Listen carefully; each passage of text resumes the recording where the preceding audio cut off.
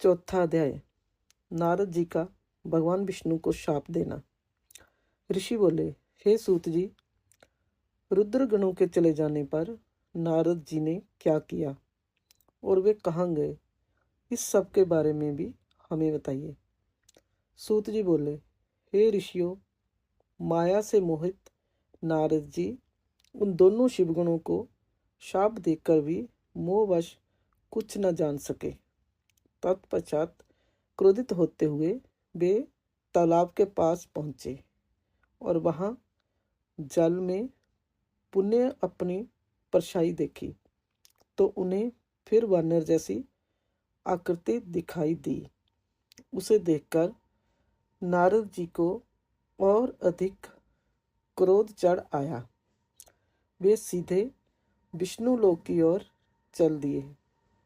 वहां पहुंचकर भगवान विष्णु से वे बोले, हे हरि, तुम बड़े दुष्ट हो। अपने कपट से विश्व को मोहने वाले तुम दूसरों को सुखी होता नहीं देख सकते।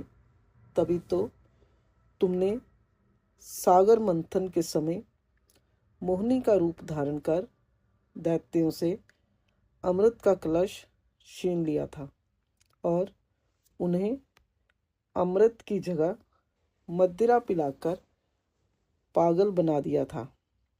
यदि उस समय भगवान शंकर दया करके विष को ना पीते तो तुम्हारा सारा कपट प्रकट हो जाता। तुम्हें कपटपूर्ण चालें अधिक प्रिय हैं। भगवान महादेव जी ने ब्राह्मणों को सर्वोपरि बताया है। आज तुम्हें मैं ऐसी सीख दूंगा जिससे तुम फिर कभी कहीं भी ऐसा कार्य नहीं कर सकोगे। अब तक तुम्हारा किसी शक्तिशाली मनुष्य से पाला नहीं पड़ा है, इसलिए तुम निडर बने हुए हो, परंतु अब तुम्हें तुम्हारी करनी का पूरा फल मिलेगा। माया मोहित नारद जी क्रोध से खिन्न थे। वे भगवान विष्णु को शाप देते हुए बोले, विष्णु, तुमने स्त्री के लिए मुझे व्याकुल किया है। तुम सभी को मोह में डालते हो। तुमने राजा का रूप धारण करके मुझे चला है, इसलिए मैं तुम्हें शाप देता हूँ कि तुम्हारे जिस रूप ने कपटपूर्वक मुझे छला है, तुम्हें वही रूप मिले। तुम राजा होगे और उसी तरह स्त्री का वियोग भोगोगे जिस तरह से मैं भोग रहा हूँ। तुमने जिन बानरों के समान मेरी आकृति बना दी, वही बानर तुम्हारी सहायता करेंगे। तुम दूसरों को स्त्री वियोग का दुख देते हो, इसलिए तुम्हें भी यही दुख भोगना पड़ेगा। तुम्हारी स्थिति अज्ञान से मोहित मनुष्य जैसी हो जाएगी। अज्ञान से मोहित नारद जी का शाप विष्णु भगवान ने स्वीकार कर लिया। तत्पश्चात उन्होंने महालीला करने वाली मोहिनी माया को समाप्त कर दिया। माया के जाते ही नारद जी का खोया हुआ ज्ञान लौट आया और उनकी बुद्धि पहले की तरह हो गई।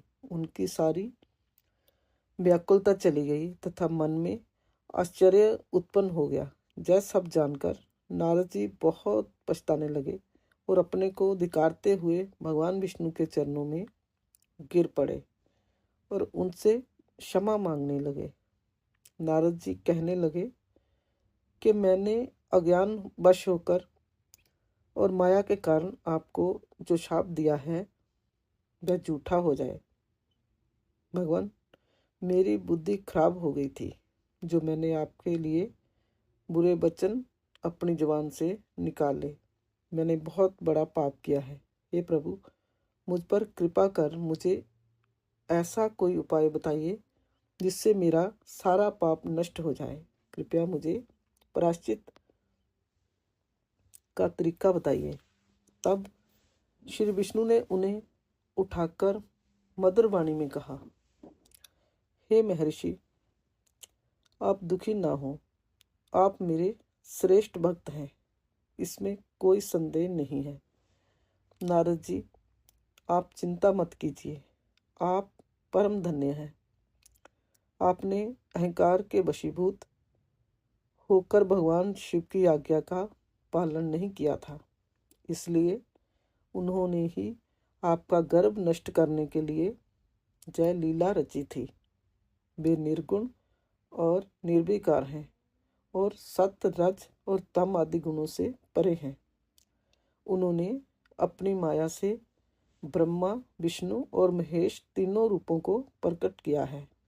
निर्गुण अवस्था में ही उन्हीं का नाम शिव है। वे ही परमात्मा, महेश्वर, परब्रह्मा, अविनाशी, अनंत और महादेव नामों से जाने जाते हैं। उन्हीं की आज्ञा से ब्रह्मा जी जगत के सृष्टा हैं। मैं तीनों लोकों का पालन करता हूँ और शिव जी रुद्र रूप में सबका संहार करते हैं। वे शिव स्वरूप सबके साक्षी हैं। वे माया से भिन्न और निर्गुण हैं। वे अपने भक्तों पर सदा दया करते हैं। मैं तुम्हें समस्त पापों का नाश करने वाला, भोग एवं मोक्ष प्रदान करने वाला उपाय बताता हूँ।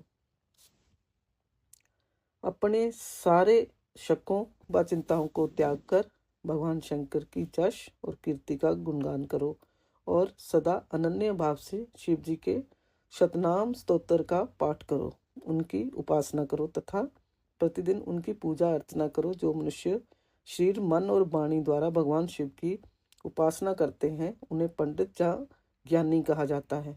जो मनुष्य शिव जी की भक्ति करते हैं उन्हें संसार रूपी भव सागर से तत्काल मुक्ति मिल जाती है। जो लोग पाप रूपी दावानल से पीड़ित हैं उन्हें शिव नाम रूपी अमृत का पान करना चाहिए। वेदों का पूर्ण ज्ञान प्राप्त करने के पश्चात ही ज्ञानी मनुष्यों ने शिव जी की पूजा को जन्म मरण रूपी बंधनों से मुक्त होने का सर्वश्रेष्ठ साधन बताया है। इसलिए आज से ही रोज भगवान शिव की कथा सुनो और कहा करो तथा उनका पूजन किया करो।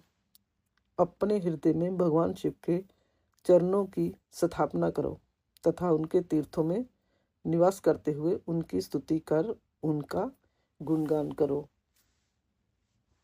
इसके बाद नारद जी, तुम मेरी आज्ञा से अपने मनोरथ की सिद्धि के लिए ब्रह्मलोक जाना।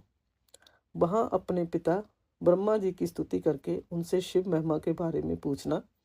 ब्रह्मा जी शिव भक्तों में श्रेष्ठ हैं।